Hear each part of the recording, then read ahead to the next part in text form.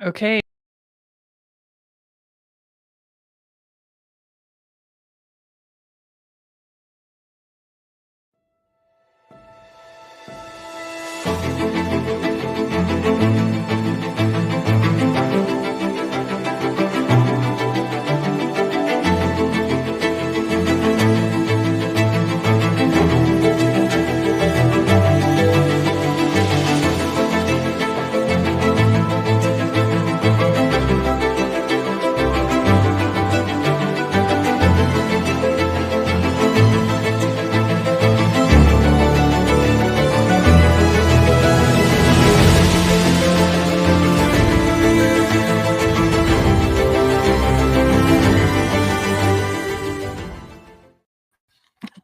Hello and welcome to Dog Days, where we talk about all things cannabis.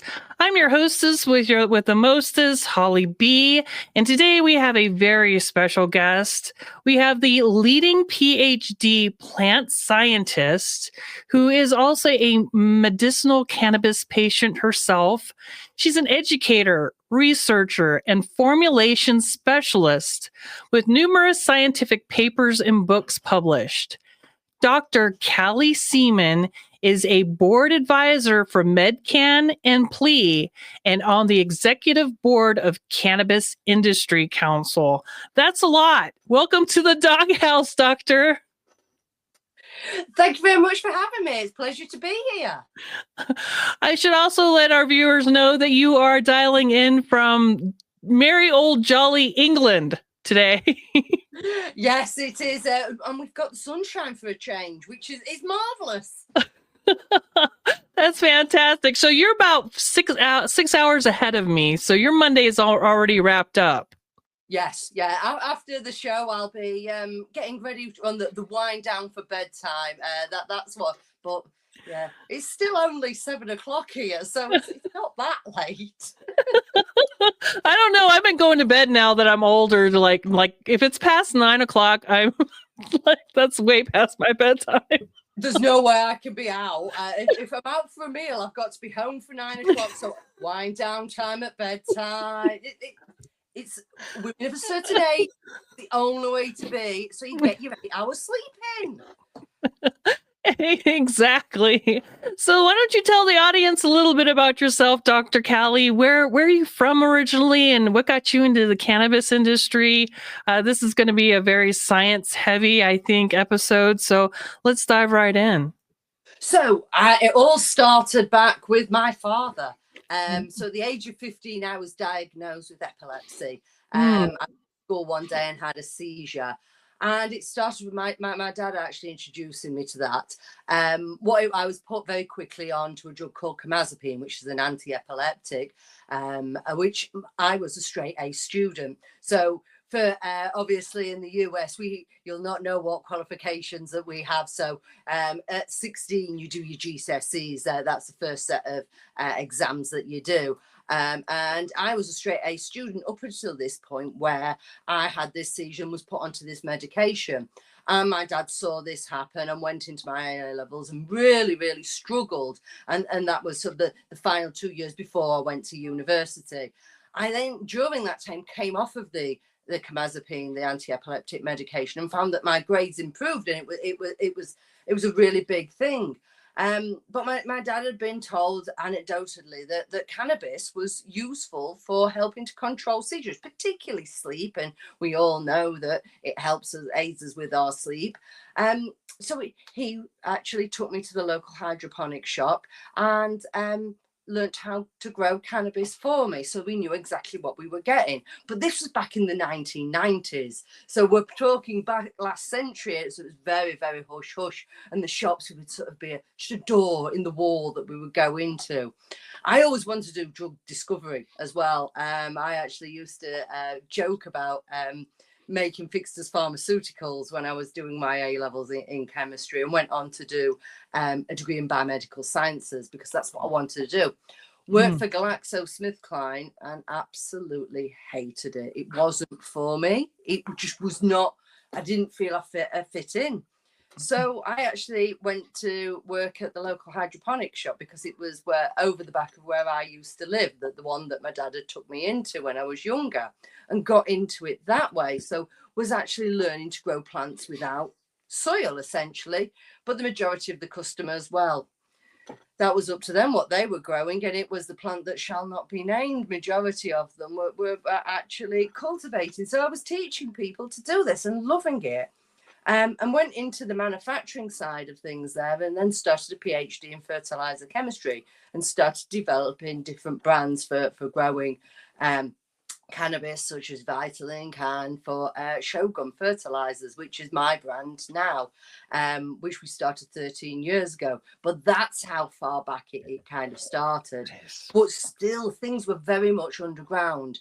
It wasn't until 2018 that I was actually able to talk about cannabis, because here in the UK, and we're still very backwards here, and we can talk about that in a little while of what we can learn from you guys and where we're going wrong. But it wasn't until 2018 that it could actually be prescribed as a medicine, and that was the first kind of steps forwards. And we were allowed to talk about it. We were actually allowed to say, "Hold on a minute.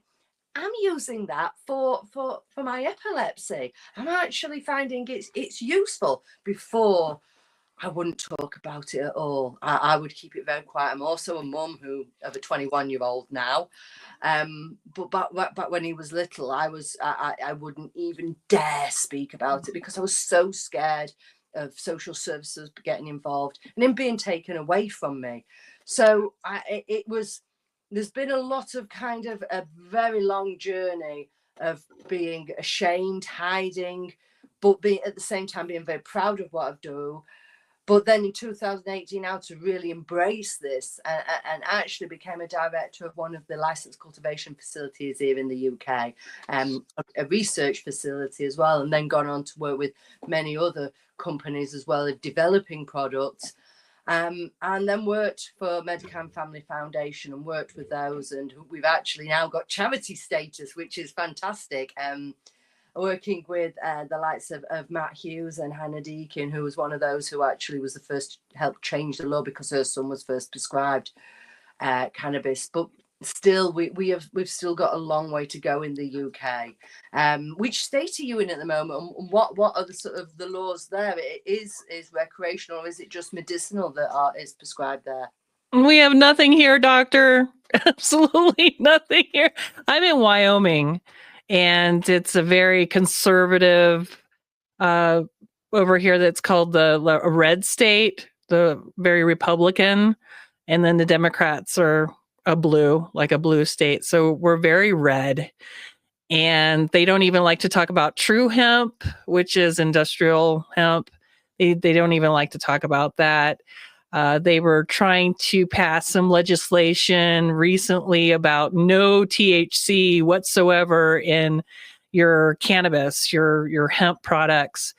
And I mean, you're always going to have just a little bit of THC in your cannabis. So it was kind of putting a damper on even industrial hemp, because if you pop pot, you have to burn all of your crop basically. So it wouldn't even make it sensible to grow hemp, like industrial hemp, for fiber or food or bedding or anything. So a slight change in the environment. You get days that, you get a particularly hot summer, you're going to get a slight increase of expression of that THC into the plant.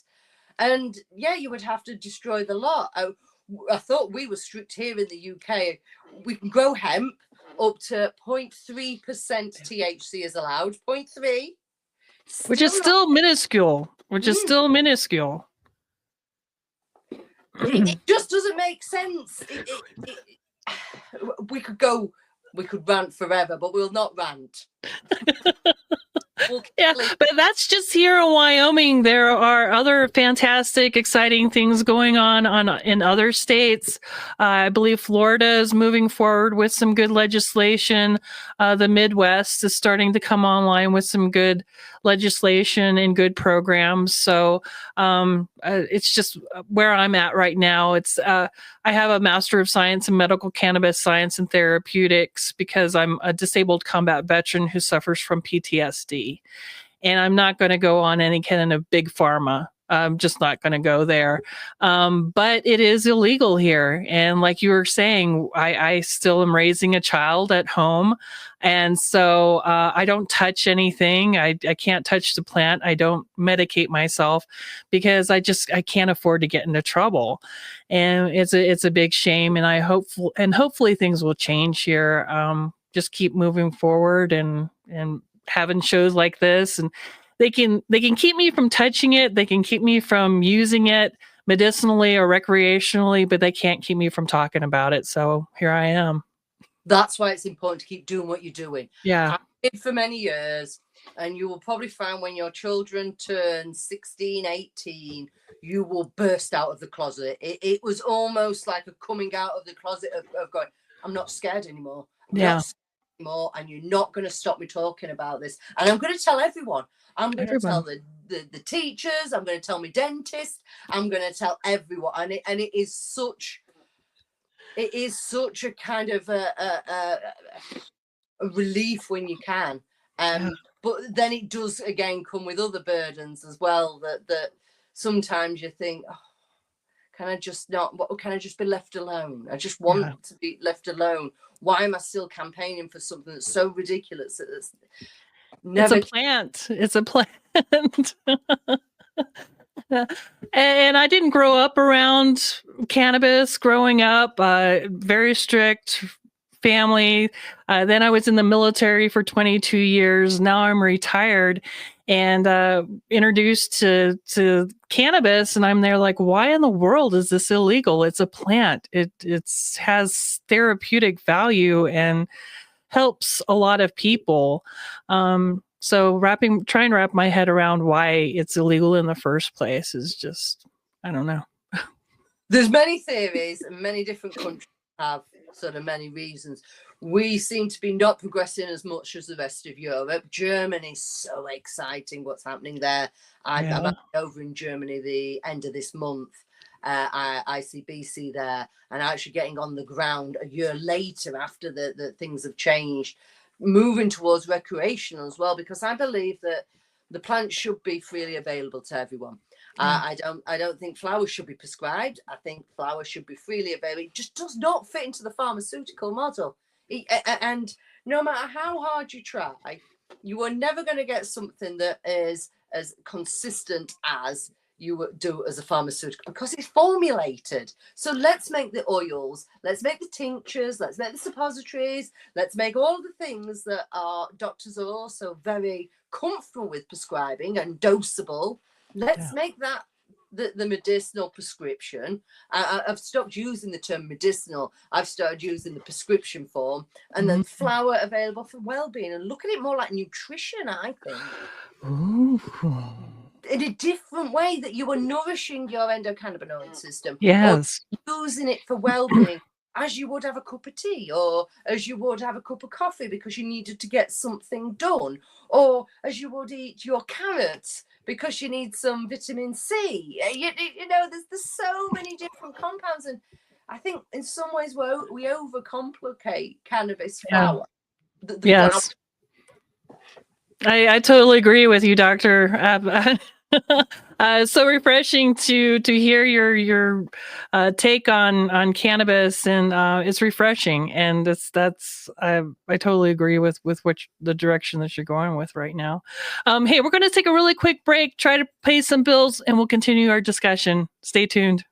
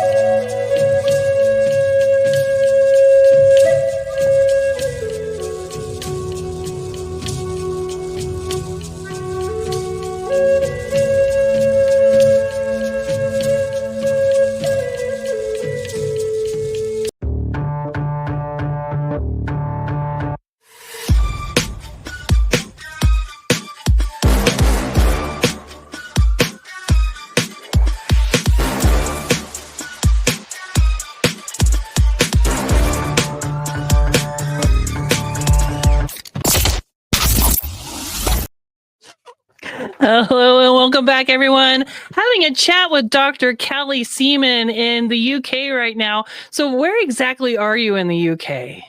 So I'm in a place called Sheffield, so in the north of the country. Ooh. Probably the closest place you'll maybe have heard of is Manchester. Mm. Hence the accent's a bit different to what you're probably used to. I'm what's known as a northern lass. Yorkshire, God's country, as it's also known. So, is it very agricultural there? Or is your lab and your company just kind of out on the rolling hills of like greenness or? It would be nice to think it is like that, but it's very industrial. It's an industrial estate, really. Okay.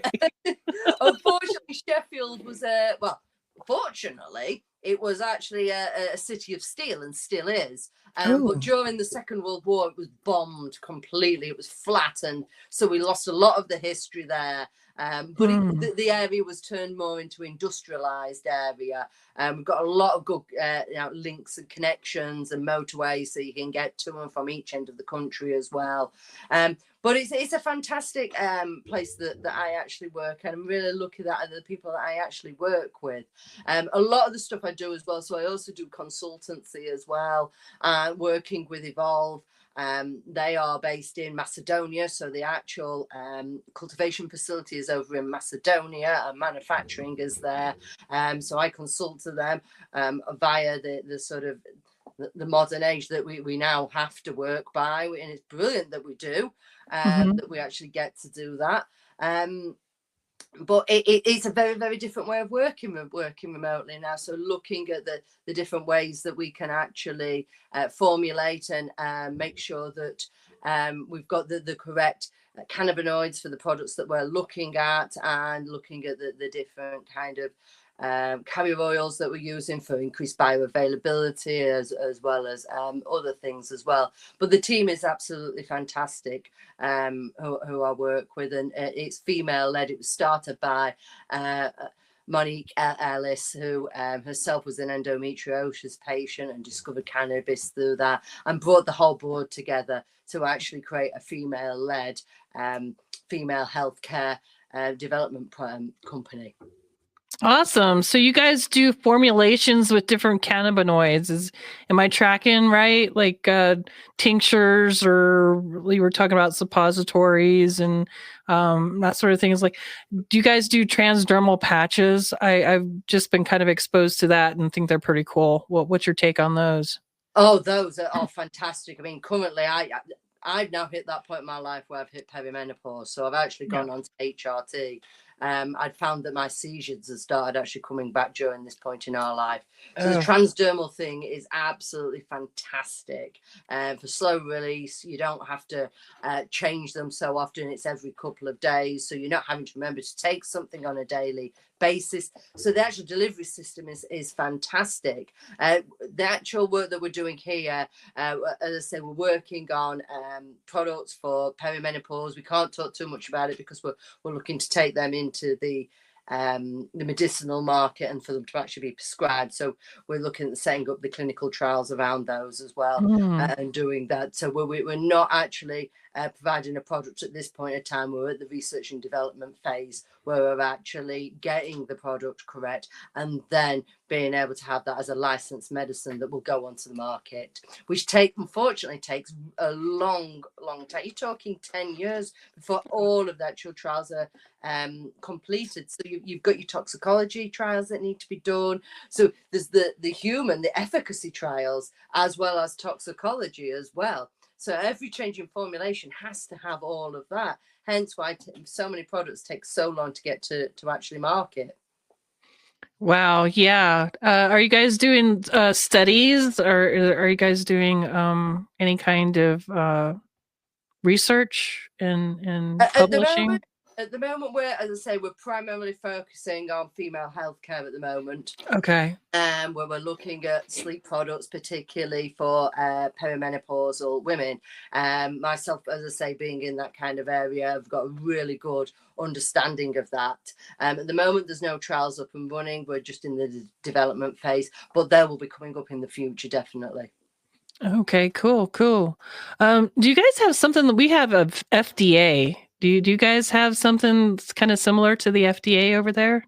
In the UK, we have what's known as the MHRA, who the product has to be registered with. So yeah, you have to go through the actual MHRA to get the product actually registered and licensed, and to be licensed with those, and needs to go through your phase 2 clinical trials as well. Unfortunately, data that you guys have actually already collected over in the US, we can't use any of that to sort of back up. They don't seem to be the UK. It has this kind of snobbery surrounding it, I think, with unfortunately. You can use it as evidence, but they're not as forthcoming if it's already been done within the UK or a UK establishment. Wow. So our research and data, you can't tap into that and use it to justify what. No, you can use it as the basis, but you can't actually use it to get anything registered. Whereas quite often you can piggyback on other kind of data that's already efficacy data that's already been proven. It needs to be done here with clinical trials. Unfortunately, it's just the way it is within the UK at the moment. Yeah, because there's a lot of good stuff done in Israel too. Does that also kind of apply? Yeah. It has to be done there in the UK. Yeah, and there's the manufacturing process as well. So this is the other crazy thing with the UK. So it's not just the actual clinical trials, because they usually need to be on a specific actual ailment. So you need to be looking specifically and generating that data around that. But in order to have our actual product come and prescribed in the UK, it has to meet something called EU GMP, so good at manufacturing practice. So there was an issue with Israeli products, which we know there is decades and decades and decades of research there, and decades of quality assurance as well. But even the GMP from Israel was not accepted by the MHRA in the UK, which is just madness. It had to go through EU GMP registration. And you sort of end up scratching your head sometimes of, are they putting the red tape in the way on purpose in order to slow this down? We've had supply chain issues again within the UK. So a lot of patients they will find a product that works, but then the supply chain will actually break down. So there isn't what you would call a regular or actually reliable supply chain within the UK at the moment either. It's improving, and to be fair to a lot of the actual companies, it is improving, and it's nothing to do with the actual companies that's doing the work. It's the MHRA holding this in, the imports that we're actually getting, because over 80% of the actual products that are prescribed in the UK are imported. So we are starting to see that domestic supply, which is something we do desperately need here. Yeah, absolutely. So you were talking about your hydroponic days, home grows. How does the UK look at home grows? What's the status? It's unfortunately, again, that's not even on the table at the moment. It's something I've started to become a lot more passionate about, and actually sort of speaking up about it, that it needs to be an option for patients. It's not for every patient. Not everybody wants to. They don't have the time. They're not green fingered. All they want to do is go to a dispensary and actually pick up what they want. And there's absolutely nothing wrong with that. We need all of these different ways. Like some people want to deal with a doctor and they want to have a specific amount and have a clinical oversight. Many people don't. Many people know exactly what cultivar works for them. They want to be able to grow it themselves, know exactly what's been applied to it, know how it's been grown, in the environment that it's been grown, and know when they're going to have that supply as well. And it's just not even on the table at the moment here. That is just an absolute no again. At the moment, the system can obtain a private prescription from a private clinician, but GPs can't prescribe here either. So it has to be a specialist clinician. So for me, for example, it has to be a neurologist when it's to do with my epilepsy. So we've got that kind of system happening, but nothing else is on the table whatsoever. There's no sort of compassionate growing either. It's just absolutely, completely illegal here. Jeez. Oh, goodness. That's a tough one, especially if that's your job. That's kind of what you're doing. You're making different formulations, a formulation specialist. So, could you tell me some more about your job? I mean, it sounds fantastic. You're into formulations, and you've published numerous scientific papers and books. And what are your books? I want to know everything. So when I was doing my PhD, I specialised in a technique called laser ablation, inductive coupled plasma mass spectrometry, which is basically firing lasers at pieces of tissue and looking at the elements in it. So Wow. you can make pictures of that. So you can look at the distribution of the elements within the actual a leaf, for example. I also did some other techniques where we were looking at secondary metabolites in the plants and being able to track the movement of those. So I've done quite a few papers on laser ablation. I've done them on a technique called MALDI, which is matrix assisted laser desorption mass spectrometry. So again, imaging plant tissue for the distribution of particular compounds. And this is really handy for cannabis because we've got lots of these minor cannabinoids in there. We've got the major cannabinoids we all know about, THC and CBD. But what I'm really interested in is things like the terpenes and the flavonoids. I'm really interested in finding the distribution of those and how we can then use the environment to get the plant to actually express more of those. So you've probably seen some of the granddaddy purples, for example. There's got this kind of really dark purple hue to it. Now, these are the flavonoids that are produced in the leaves of the plants, and they also have medicinal properties, not just the cannabinoids. A lot of the actual products, and when you've actually got a medicinal product that's being registered, all they're interested in is THC and CBD. But there's so much more to this plant. We know about the terpenes. They're talked about so much more now. Everyone knows that's what produces the different smells, the different profiles of smells. I mean, we know they all have medicinal properties. We know that linalool is actually very good for sleep. We know that all these other kind of compounds that are produced by plants have these properties. Yeah. Well, there are many other ones unique to cannabis, and these flavonoids, flavin A, flavin B, are unique to cannabis. And I'm doing a lot more work looking at those kinds of things and looking at, what is the properties of these. How can I get the plant to produce more of these particular through either fertilization, light, or stressing the plant? So one of the chapters of the books I did was cultivation stress techniques on cannabis sativa and the expression of secondary metabolites. Because basically all of these metabolites that we've got, the cannabinoids, the terpenes, the flavonoids, are in response to some form of stress.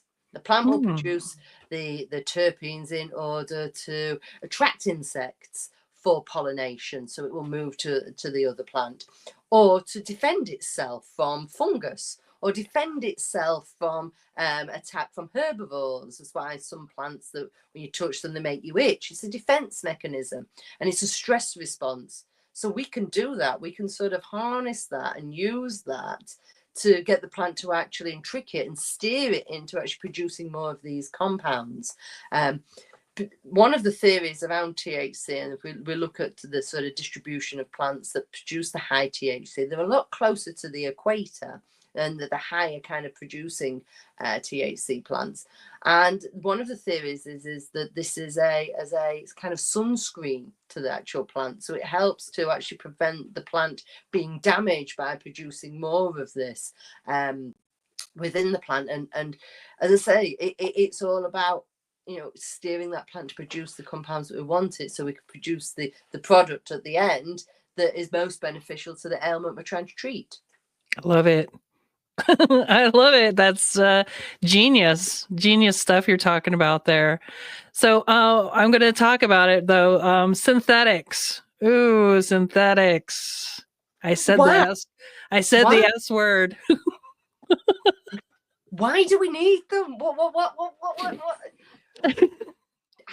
That's the question I ask. Why? Yeah. I'm a whole plant girl, and definitely if we can steer the plant to do things, through the the natural way of, manipulating the plant is way better than something in a petri dish. But it is an area, and it's definitely in your area, these synthetics that are coming out, and they're making some crazy stuff out there that is THC, THCO or something, and A, and people are using synthetics to get through loopholes. Okay, oh no, Delta 9 is has been outlawed. Okay, well, I have THCO over here that I made in a petri dish, and it'll get the patient higher, give them that euphoria, and now they got through that loophole of, oh, well, you didn't get this one. Well, what? Okay, that one's outlawed. Well, let me mix up something over here. Okay, well, here's something that'll get people high. Didn't outlaw this one because I changed the molecule in it. So it's a mess. What's your take on that, Doc? If you put your manufacturing head on, being able to manufacture, so I've got a manufacturing background, the synthetic allows you to have a consistent batch every time because you are manufacturing. There's no kind of outside influence from the environment, a change in temperature. You always know what you're getting, and you can get mass amounts in a shorter period of time. That's with my manufacturing head on. Yeah. But we always know that supplemented vitamin C isn't as good as having an orange, because the orange has got all the fiber in as well. It's got all of those other nutrients in it as well. There's more beneficial to us. I am also a full plant girl as well. I don't see the need for synthetics as well. I worry as well about what the long-term effects are going to be. So we're seeing it, over here, we're seeing THCP coming through. HHC is one that we're seeing CBD cannabis being sprayed with it and then being sold as THC because there's an effect, but they've essentially sprayed it with it. Mm-hmm. It's crazy stuff that they're doing. It is, and as I say, what are the long-term effects going to be? Why are we messing with kind of nature? I also worry about isolates. So it's not just the synthetics I've got a concern around. Isolated compounds on their own. When you've got it with all of these other, you've got the entourage effect, happening. We've shown that beta-carothylene allows you to not need, as it works as a cofactor with the CB1 receptors, so that you don't need as much THC. So we know that they're working together. They're working on the actual endocannabinoid in synergy together, and they're having more beneficial effects together. So why remove that and have it isolated on its own? Is it going to have the right effect that we're wanting? Is it going to be more pronounced in what it's doing, or are we going to oversaturate the endocannabinoid system so then it doesn't work, and then we have more issues in the kind of the long run? So I have lots of kind of I'm not going to say worries, concerns. Yeah, absolutely. And especially if you're doing women's health research and women's health products. The women's reproductive system is so in tune, and you kind of mess with something with the pH or the hormones or something. It can be could potentially be a disaster. Yeah. It could be, and as I say, what we're going to see in the long term as well. It's like with any development, any drug, just anything that it is. We haven't got enough data to actually understand what is the actual long term effects going to be of this.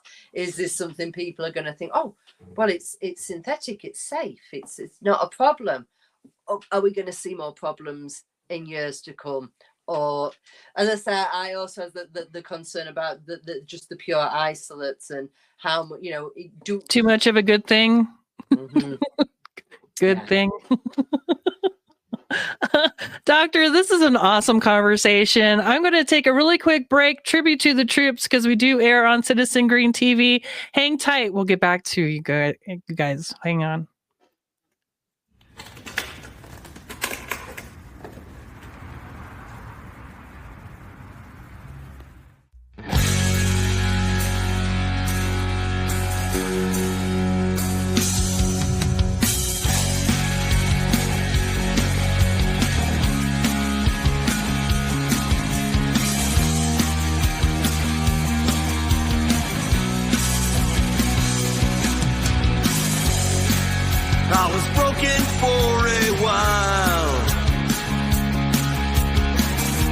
a drop of blood for every mile I'm on. I took all that they gave and lived to fight another day. But if today is all I get, I'll make my mark and you can bet that I'll never surrender.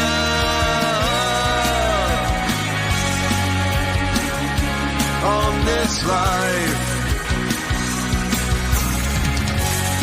and I'll never surrender.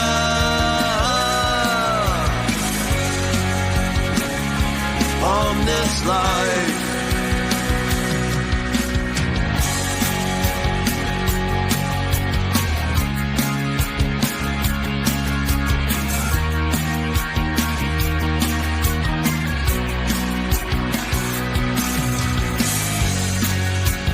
I can't change the past,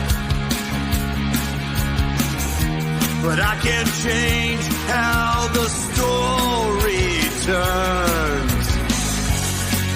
'Cause it's not mistakes that make us, but the lessons learned. Because what doesn't kill me will make me stronger in the end. And I'll never surrender.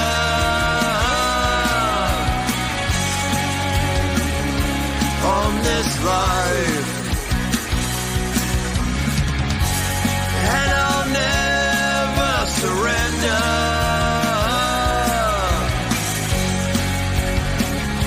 On this life,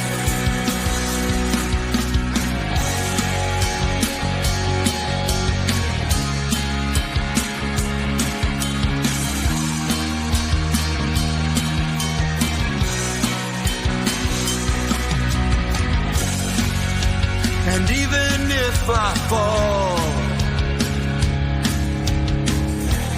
I'll get back up, standing tall again, with a medal on my chest. God knows I've done my best, because what doesn't kill me will make me stronger in the end. And I'll never surrender.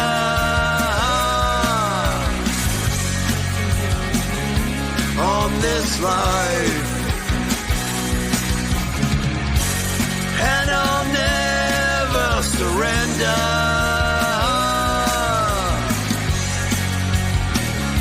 On this life, and I'll never surrender.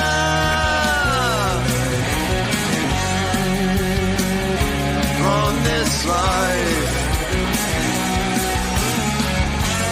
and I'll never surrender.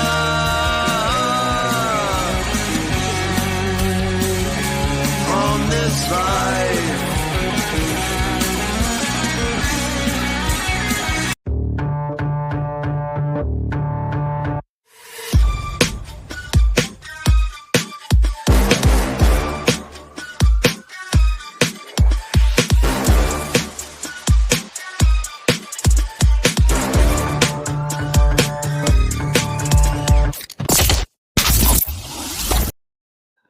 Hello and welcome back. We are talking with Dr. Callie Seaman from the UK, having a really good conversation about plant science, whole real plant science, not the synthetic junk.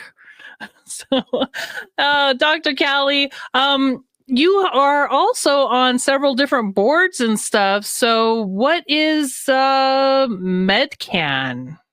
So Medcan Family Foundation is a charity that helps support families with children with refractory epilepsy. We started back in 2018 when the law was changed, and it just started as a Facebook group. Matt Hughes, the founder, came together with a lady called Hannah Deacon, who was part of the law change here in the UK. Her son was one of the first people to be prescribed full plant extract on the NHS. And there's only actually 6 prescriptions currently there on the NHS. So they actually started that. And the idea was they'd both got children with refractory epilepsy and understood what it was like to actually be a family, trying to tackle the issues of understanding cannabis as a medicine, and just tackling life as a parent of disabled children. So they brought other families together to actually help support one another, and we work to actually raise funds so that we can fund things like new buggies that they may need, or white goods such as refrigerators or products that for the household that they wouldn't necessarily get the best of it. But what we do is we actually provide grants that will allow them to have the best of what they need, rather than having the budget version. We help them to actually be able to afford that the better version. And I say things, equipment, moving equipment, equipment for within the bath, things that we just take for granted every day, that with a disabled child is actually needed. And we've actually been working to increase awareness around cannabis as a medicine, and understanding of more of it. So we've actually recently done a study on the illicit market, and how many families are actually finding they're having to go to the illicit market to access full plant extract, which they're not 100% sure every time of what they're getting.